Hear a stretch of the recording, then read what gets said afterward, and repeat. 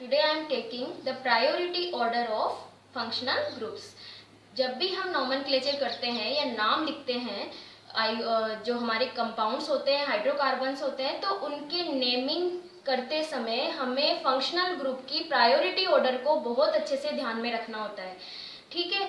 और साथ में हमने 10th क्लास में बात भी की थी कि तो जो फंक्शनल ग्रुप्स होते हैं उनके सफिक्स और प्रेफिक्सेस होते हैं जिनको हमें लिखने होते हैं। प्रेफिक्सेस तो हम कब काम में लेते हैं, जब हमें जो हमारे फंक्शनल ग्रुप होते हैं वो बिलो आते हैं, यानी एक तो हमारा मेन फंक्शनल ग्रुप होता है, जो मेन फंक्शनल ग्रुप होगा वो प्रायोरिटी ऑर्डर में ऊपर आएगा, ओके। तो उसका तो लिखेंगे हम सफिक्स, जो हमें जो पेरेंट चेन होता है उसके नाम के पीछे ऐड करना होता है। लेकिन मेन फंक्शनल ग्रुप के बाद में अगर कोई भी फंक्शनल ग्रुप आते हैं, 1 या 2 या 3, तो उन सभी फंक्शनल ग्रुप्स को हमें एज ए ब्रांच लेना होता है और उनके क्या लिखते हैं हम, प्रेफिक्सेस लिखते हैं। और प्रेफिक्सेस क्या होते हैं, हाइड्रोकार्बन के नाम के आगे लिखे जाते हैं अल्फाबेटिकल ऑर्डर में। तो एक बार हमें क्या पता होना चाहिए, फंक्शनल ग्रुप उनको किस तरीके से रिप्रेजेंटेशन किया हुआ होता है, यानी किस तरीके से उनको लिखा हुआ होता है हाइड्रोकार्बन्स के साथ में, फिर उनके प्रेफिक्सेस एंड देन सफिक्स।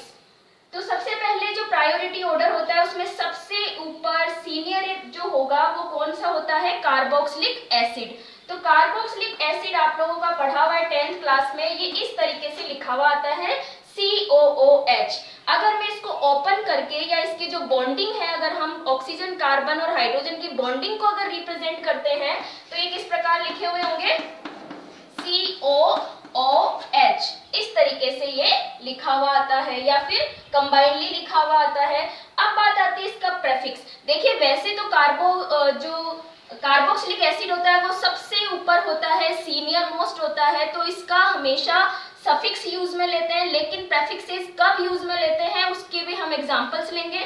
तो उसका प्रेफिक्स होता है कार्बोक्सी, ठीक है।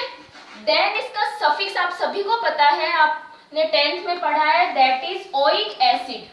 क्या होता है, ओइक एसिड। कैसे लिखते हैं हम, जैसे एक कार्बन है तो मीथेनोइक एसिड, 2 कार्बन है तो इथेनोइक एसिड। एग्जांपल्स जब हम लेंगे तब हम इनको दोबारा से रिपीट करेंगे। नेक्स्ट हमारा आता है सेकंड कार्बोक्सिलिक एसिड के below, that is sulphonyl acid. देखिए 10th क्लास में तो आपने 5 या 6 फंक्शनल ग्रुप्स ही पढ़े थे, लेकिन यहाँ पर हमें सारे स्टडी करने हैं। तो सल्फोनिल एसिड ये जो फंक्शनल ग्रुप होता है वो इस तरीके से लिखा हुआ आता है, ठीक है। अगर मैं इसको ओपन करके रिप्रेजेंट करती हूं तो एग्जैक्टली क्या होता है,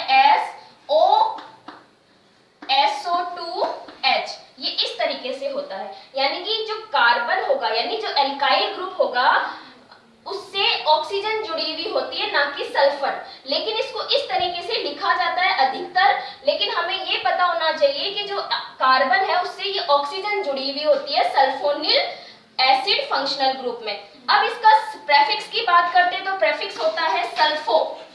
क्या होता है, सल्फो। और इसका सफिक्स की बात करते हो तो वो होता है सल्फोनिक एसिड।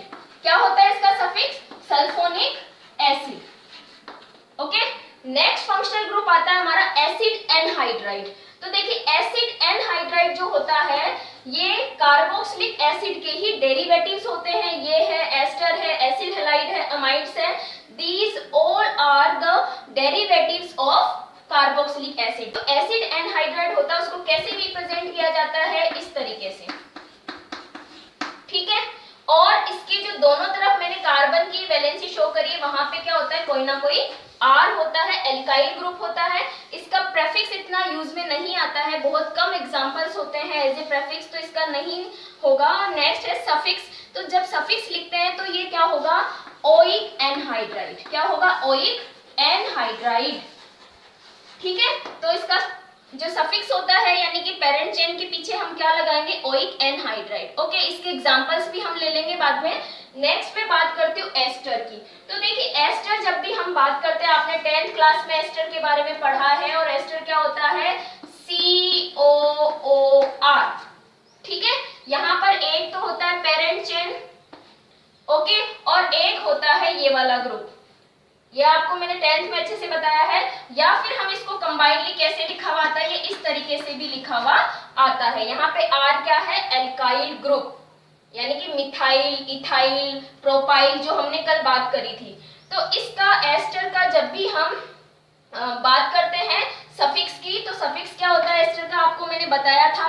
सबसे पहले तो हम लिखते हैं एल्काइल, ठीक है। ये एल्काइल तो होता है ये वाला, पेरेंट चेन तो होती है नंबर ऑफ कार्बन जिसमें ज्यादा हो, फिर जो कम नंबर कार्बन के होते हैं उसको हम लिखते हैं एल्काइल, ओके। और एल्काइल लिखने के बाद में, इसका तो एल्काइल लिखेंगे हम, और जो हमारी पेरेंट चेन होती है उसको कैसे लिखते हैं, एल्केनोएट। क्या लिखते हैं, एल्केनोएट, ओके। तो ये क्या हो गया, इस एस्टर का नोमेनक्लेचर करते समय उसका सफिक्स क्या यूज में लेंगे। नेक्स्ट में बात करती हूँ एसिल हैलाइड की। तो देखो एसिल हैलाइड क्या होता है, एसिल हैलाइड लिखते समय ये भी कार्बोक्सिलिक एसिड का ही क्या होता है, डेरिवेटिव। तो इसको लिखते समय लिखा हुआ होगा COX, ओके। या फिर इसको कंबाइनली कैसे लिखा हुआ आता है, इस तरीके से भी। यहाँ पर X क्या है, आपको मैंने बताया था X क्या होते हैं, हेलोजन्स होते हैं। क्या होते हैं, halogen, chlorine, fluorine, bromine and iodine, ठीक है। तो X क्या है यहाँ पे, हेलोजन। अब एसिल क्लोराइड का अगर मैं प्रेफिक्स की बात करती हूँ तो ये होता है हेलोफोर्मिल।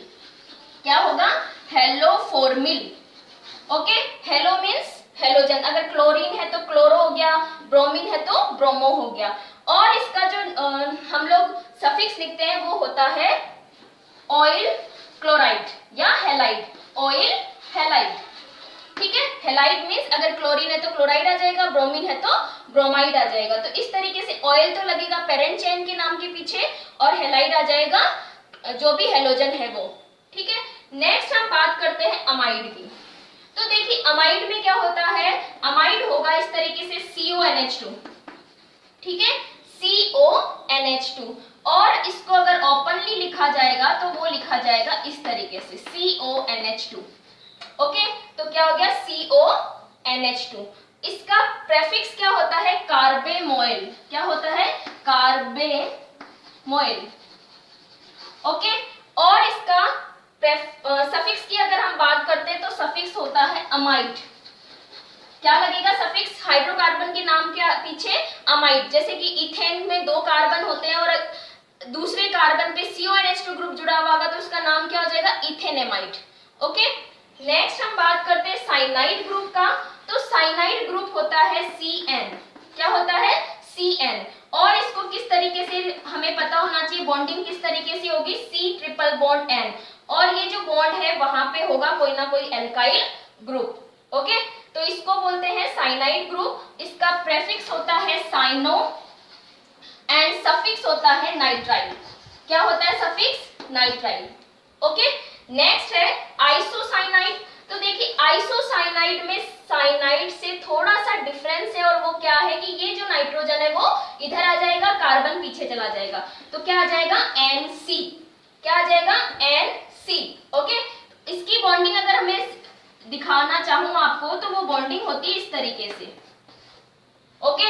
यानी कि अभी देखिए इन दोनों में डिफरेंस क्या होता है, ये कार्बन जुड़ा हुआ होता है एल्काइल ग्रुप से, ओके। यहाँ पर जो पेरेंट चेन है उससे कौन जुड़ा हुआ होता है, कार्बन। लेकिन आइसोसाइनाइड में जो पेरेंट चेन होती है उससे नाइट्रोजन जुड़ा हुआ होगा। इन दोनों में यही डिफरेंस है। अगर इसकी हम प्रेफिक्स की बात करते हो तो वो होता है आइसोसाइनो, ठीक है। और सफिक्स की बात करें तो वो क्या हो जाएगा, आइसोनाइट्राइल। क्या हो जाएगा, आइसोनाइट्राइल, ओके। जैसे कि मैं एक एग्जांपल ले लेती हूँ इथेन का। अगर 2 कार्बन है तो उसका नाम क्या हो जाएगा, इथेन आइसोनाइट्राइल, ओके।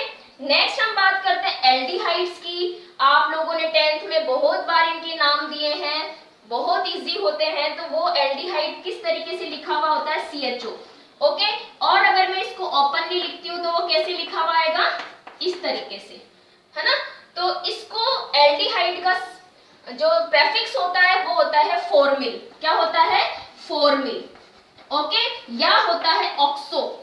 दोनों में से कोई भी एक हो सकता है, फॉर्मिल या ऑक्सो। लेकिन फॉर्मिल कब यूज में लेते हैं, ऑक्सो कब यूज में लेते हैं, मैं आपको बताऊंगी। नेक्स्ट होता है इसका सफिक्स जो आप सभी को पता है, क्या होगा, एल। जैसे मिथेनल, प्रोपेनल, ओके। तो क्या होता है, एल, यानी कि हाइड्रोकार्बन के नाम के पीछे हमें क्या लगाना है, Al। नेक्स्ट होता है कीटोन। कीटोन के बारे में भी मैंने आपको बताया था, मैंने प्रोपेनॉन बताया था आपको। तो कीटोन में क्या होता है, देखिए इस तरीके से C डबल बॉन्ड O होगा, ठीक है, और इसे हम बोलते हैं कीटोन ग्रुप। यहाँ पर इन दोनों में डिफरेंस क्या है, डिफरेंस होता है कि एल्डिहाइड में तो क्या होता है, एक तरफ R होगा यानी हाइड्रोकार्बन होगा और उसके कॉर्नर पर जुड़ा हुआ होता है CHO, ठीक है।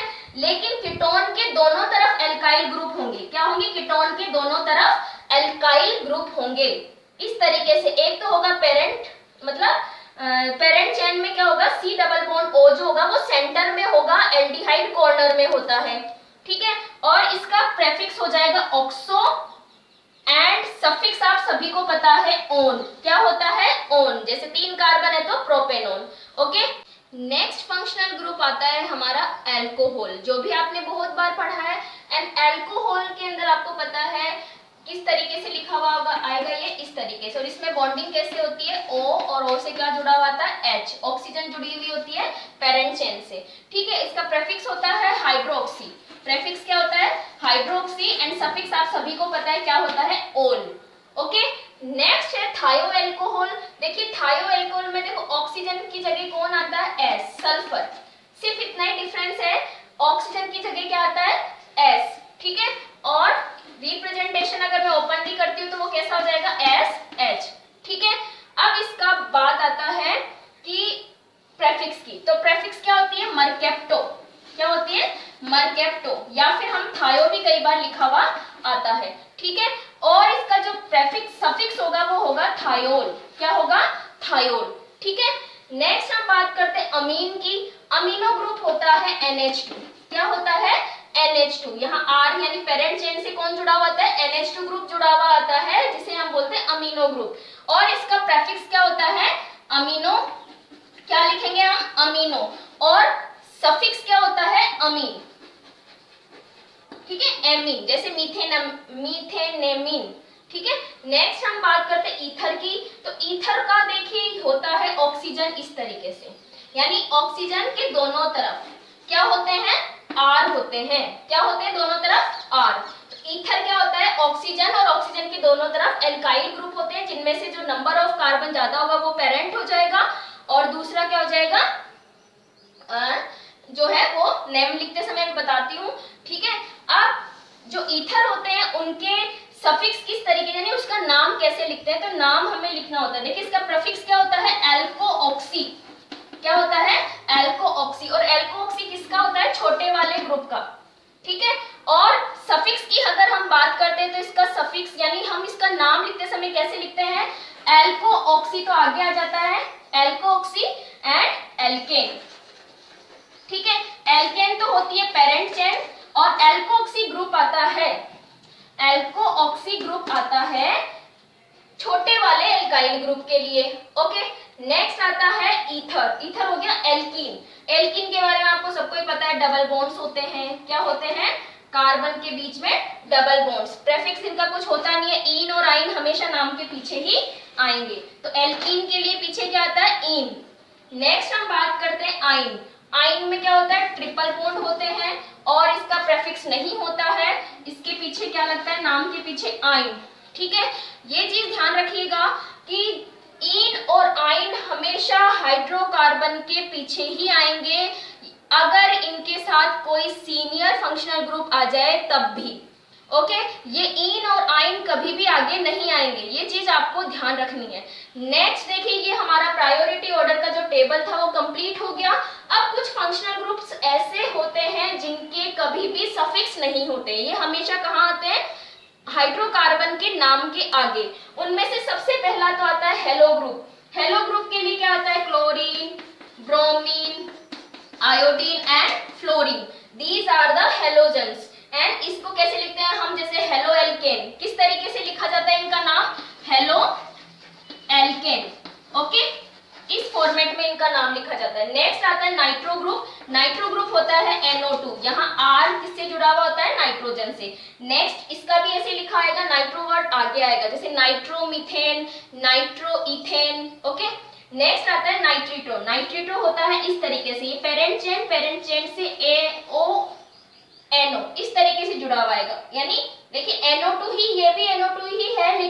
पर जो पेरेंट चेन का कार्बन होता है उससे ऑक्सीजन जुड़ी हुई होती है और यहाँ पर नाइट्रो में नाइट्रोजन जुड़ी हुई होती है, ठीक है। तो इसका नाम भी ऐसे ही लिखा जाएगा एज ए प्रेफिक्स। नेक्स्ट जो ब्रांचेस होती है वो क्या होती है, एल्काइल, ओके।